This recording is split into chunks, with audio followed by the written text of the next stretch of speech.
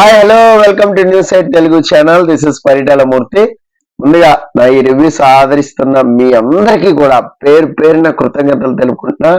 So చాలా అంటే చాలా ఈ సీజన్ లో చాలా మటుకు కూడా సో మీరు అందరూ ఆదరించారు. అలాగే మీకున్న డౌట్స్ అన్ని కూడా కామెంట్స్ రూపంలో అడిగారు. నేను ఎప్పటికప్పుడు ఆన్సర్ ఇస్తూనే ఉన్నా. అయితే కొంతమందికి మిస్ అయి ఉంటాను ఆన్సర్ ఇవ్వడం కానీ మెసేజ్ చేయడం కానీ. వాళ్ళందరూ కూడా ఏం ఫీల్ అవ్వద్దు. నాకు ఫేస్బుక్ మెసెంజర్ లోకి వచ్చి మీరు కానీ క్వశ్చన్స్ పెడితే నేను ఆన్సర్ ఇచ్చే ప్రయత్నం అయితే చేస్తా. గ్రాండ్ ఫినాలే అనేది చాలా గ్రాండ్ గానే జరిగింది. అది కొంచెం అడగడుగా చుట్టేశారు అనేది నాకు అనిపించింది. అందులో హైలైట్స్ నాకు నచ్చిన అంశాలు ఏంటి అనేది సో ఈ వీడియోలో మాట్లాడుకుందాం. మీకేం నచ్చింది అనేది ఖచ్చితంగా కామెంట్ బాక్స్ లో కామెంట్ చేయండి. ఫటాఫట్ గా చెప్పేసుకుందాం. హౌస్ మేట్స్ అందరూ ఫస్ట్ లో డాన్స్ చేశారు. ఎక్స్ హౌస్ మేట్స్ అందరూ కూడా స్టేజ్ మీద. అదైతే చాలా బాగుంది మెడ్లీ. నాకైతే సందీప్ మాస్టర్ డాన్స్ అయితే చాలా బాగా నచ్చింది. అంటే అగ్రేజ్ కానీ అది కానీ కొరియోగ్రాఫర్ మనం చాలా చూస్తూ ఉంటాం బయట కూడా. కానీ ఎస్పెషల్లీ ఈసారి చాలా ఉత్సాహంగా ఎందుకనే స్టేజ్ మీద పర్ఫార్మెన్స్ అనేది నాకు కనపడింది. అంటే పర్ఫెక్ట్ టైమింగ్ అయితే బాగా పడింది అనమాట. సో నైని పవన్ కూడా మంచిగా మ్యాచ్ చేసింది. చాలా బాగుంది ఇద్దరిది కూడా. ఆ తర్వాత తేజ అండ్ శోభ వీళ్ళిద్దరి గురించి కొంచెం బాగుంది. శోభ కొంచెం మామూలుగా ఉన్నాడు. తేజ మాత్రం అసలు అల్టిమేట్ ఎనర్జీతో ఇచ్చాడు. సో అదైతే బాగా నచ్చింది నాకు. అంటే ఈ రెండు బాగా ఆకట్టుకున్నాయి అనమాట. తర్వాత హౌస్ మేట్స్ అందరూ కూడా చాలా హ్యాపీ ఫీల్ అయ్యారు. ఏంటి బిగ్ బాస్ సీజన్ 7 కి వచ్చిన వాళ్ళందరూ కూడా అందరికి ఆల్మోస్ట్ ఆఫర్స్ వచ్చినాయి. శుభశ్రీ గాని, తేజ గాని, బోలే గాని, సో గౌతమ్ గాని ఇలా అందరూ కూడా మాకు ఆపర్చునిటీస్ వచ్చాయి. సో మాకు ఇట్లా వచ్చాయి, ఇట్లా సైన్ చేసాము, ఇన్ని సినిమా ఆఫర్లు వచ్చినాయి అంటే నిజంగా అది సూపర్. ఎందుకంటే ఆపర్చునిటీ రావడం అనేది అది చిన్న విషయం కాదు. సైన్ చేయడం, అడ్వాన్స్ తీసుకోవడం చిన్న విషయం కాదు. అది సినిమా ఆఫర్స్ రావడం అనేది ఇంకా అసలు.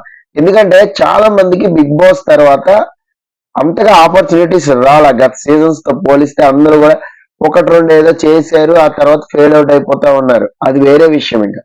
కానీ ఈసారి మాత్రం అవకాశాలు ఇండస్ట్రీలో ఎక్కువ ఉన్నాయి.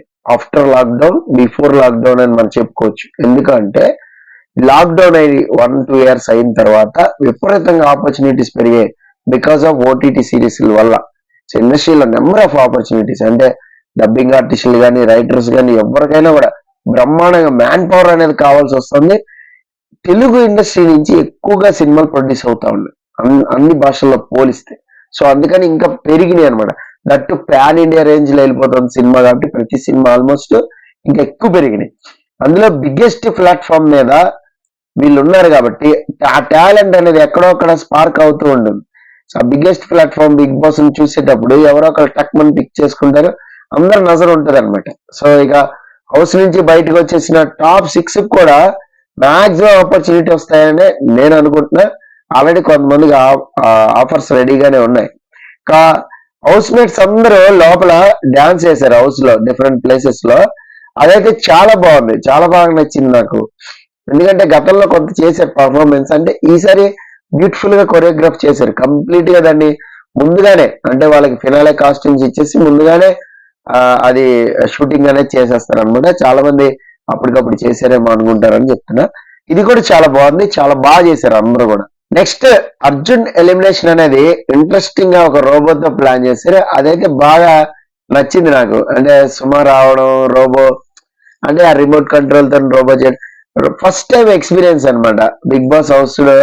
ఇంతవరకు కూడా ఏ సీజన్ లో కూడా ఇలా రోబోతో చేయలేదు, ఫస్ట్ టైం చేశారు. సో అది చాలా బాగా నచ్చింది నాకు. సుమా కాసేపు హౌస్ మేట్స్ స్టేజ్ పై నుంచి మాట్లాడి దడదల్లాడిచ్చుంటే బాగుండేది అనిపించింది. మనం ఎప్పుడు కూడా అలాగే చూస్తుంటాం. కాకపోతే ఈసారి ఫినాలేకి రావడం వల్ల అంత టైం అనేది లేదు. అది ఇప్పుడు గ్రాండ్ ఫినాలేకి 3 hours అనుకోండి సపోజ్ టైం, ఒక్కొక్కరికి కొద్దిగా టైమే ఉంటుంది, ఎక్కువ టైం ఇవ్వలేరు. అదే ఏదైనా ఫెస్టివల్ సీజన్ లో కానీ లేదంటే ఏదైనా చీఫ్ గెస్ట్ కింద కానీ వచ్చినప్పుడు, ఏదైనా గెస్ట్ కింద కానీ వచ్చినప్పుడు అప్పుడు చాలా బాగా టైం అనేది తీసుకోవచ్చు, బాగా మాట్లాడచ్చు. మేబీ అందుకనే పలకరింపులు అవి ఏం లేవు. సినిమా ప్రమోషన్ కి రావడం వల్ల కూడా ఆ సినిమా మార్క్ కొంచెం మిస్ అయింది. బట్ అప్పటికి సూపర్ ఎంటర్టైన్మెంట్, అందులో డౌటే లేదు. సుమ అంతే. ఇంకా ప్రియాంక ఎలిమినేషన్ కూడా బాగానే అనిపించింది. ఇంకొంచెం ఎలివేషన్ చేస్తుంటే బాగుండేది. ప్లెయిన్ ఎప్పుడు వీకెండ్ లో చేసేసినట్టు చేసేసారా అనేది నాకు అనిపించింది. ఎందుకంటే సీజన్ 4 లో హారిక ఎలిమినేషన్ అనేది ఇప్పటికి గుర్తుంది నాకు. అలా హౌస్ పై నుంచి అలా తీసుకెళ్ళారు. మేబీ అలాగే ఏమన్నా ప్రియాంకతో చేస్తారు, కొంచెం అంత వెయిట్ ఉన్నది కాబట్టి చేస్తారని నేను అనుకున్నా. అది ఎందుకనో కొద్దిగా మిస్ అయింది. ఈసారి చేస్తున్నా బాగుండేది. అది కొంచెం ప్లానింగ్ అనేది మిస్ అయిందని నాకు అనిపించింది. రవితేజ అయితే సూపర్. అమర్దీప్ ని కొంచెంసేపు ఆ టెన్షన్ అనేది పెట్టారు. నిజంగా రవితేజతో సినిమా చేయడం అనేది గొప్ప, లేదా బిగ్ బాస్ ట్రోఫీ గొప్ప అంటే అమర్దీప్ అస్సలు ఆలోచించుకోవాలా, తక్కువని వచ్చేస్తా, సమస్య లేదు, తీసేయండి గేట్లు అన్నట్టు మాట్లాడాడు. జస్ట్ లైక్ దట్ ఇచ్చేసాడు. అది కూడా నచ్చింది బాగా. చాలా విషయాల్లో ఇలా జరుగుతూనే ఉంటుంది. మళ్ళీ సినిమా ఛాన్స్ వస్తుందంటే అప్పుడు ఎలా ఉంటుంది, అది నిజం కాదా అనేది మనం అప్పుడు డిసైడ్ చేసుకున్నాం. ఎందుకంటే సినిమా ఛాన్స్ అయితే ఇస్తామంటారు. అయితే ఏంటంటే నెక్స్ట్ టైం ఆ సినిమా ఛాన్స్ అనేది దొరికినప్పుడు ఆ క్యారెక్టర్ ఏంటి, అదేంటి, కొంచెం అది కూడా వాళ్ళు చూసుకోవాలి కదా. దాన్ని బట్టి కొంచెం లెంత్ ఉన్న క్యారెక్టర్ అయితే బాగుంటది. నెక్స్ట్ యావర్ సూట్ కేసు తీసుకుని బయటికి రావడం అనేది సూపర్ అన్నమాట. హైలైట్ ఎంటైర్ గ్రాండ్ ఫినాలేలో ఇదే హైలైట్. రైట్ టైంలో రైట్ డెసిషన్ తీసుకున్నాడు. సో తనకి పొజిషన్ అనేది తెలియనప్పుడు కళ్ళ ముందు ఇద్దరు ఎలిమినేట్ అయిపోయారు. రైట్, శివాజీ ప్రశాంత్ ఉంటే తనకి ఓట్స్ పడవని కొంచెం బ్రెయిన్ లో ఉంది. సో అయితే కన్ఫర్మేషన్ అనేది లేదు. ఎప్పుడైతే వాళ్ళ బ్రదర్ తో మాట్లాడాడో ఓకే తీసుకోవచ్చు అని ఒక ఇంటి వచ్చిందో, ఎస్ మనకి బయట పొజిషన్ లేదు, కప్పు కొట్టే పొజిషన్ లేదు, అర్థమైపోయింది. అర్థమైనప్పుడు డైర్ స్టెప్ తీసేసుకున్నాడు. అందుకే బయటకు వచ్చాడు.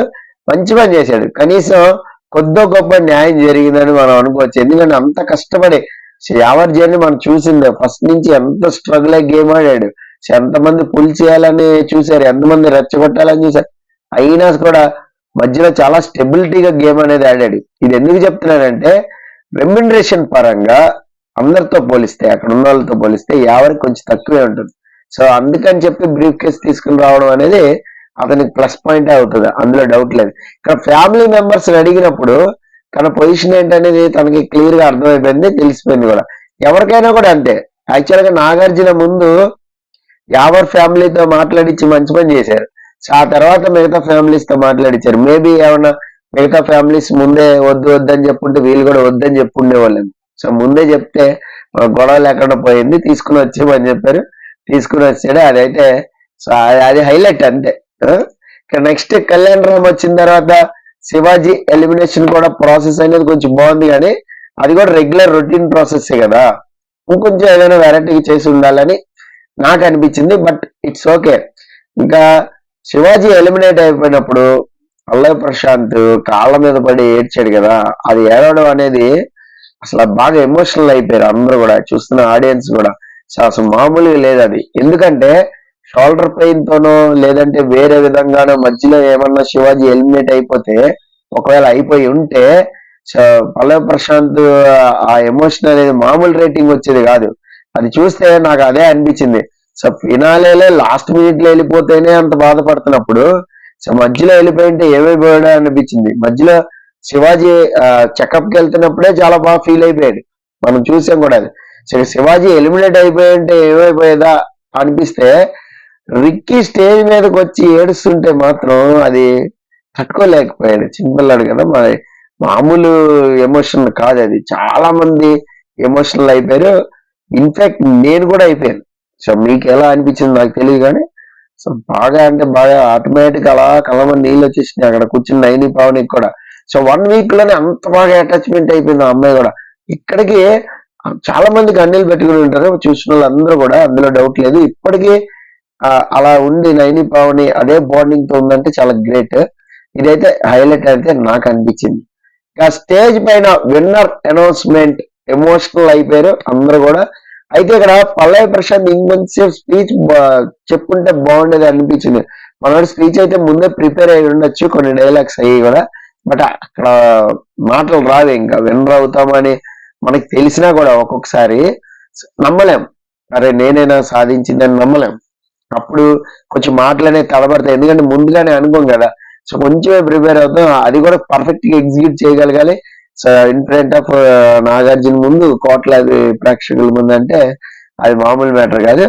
నాగార్జున గురించి అయితే బాగా చెప్పాడు, అదైతే నాకు నచ్చింది. ఫైనల్ గా ఈ సీజన్ అనేది హిట్ అయిందనే చెప్పాలి. అయితే ఇంకొంచెం గ్రాండ్ గా చేసి ఉండాల్సింది అని నాకు అండి. కొంచెం హడావిడిగా చుట్టేసారా, టక టక టక టక టక టక ఎప్పుడు చేసేనట్టే చేసేసారా అనేది నాకు అనిపించింది. చీఫ్ గెస్ట్ గా మహేష్ బాబు వస్తారని వాళ్ళు లాస్ట్ మినిట్ వరకు వెయిట్ చేశారు. అది వచ్చింటే కొంచెం ఆ ఎలివేషన్ అది మేబీ వచ్చిండేదేమో.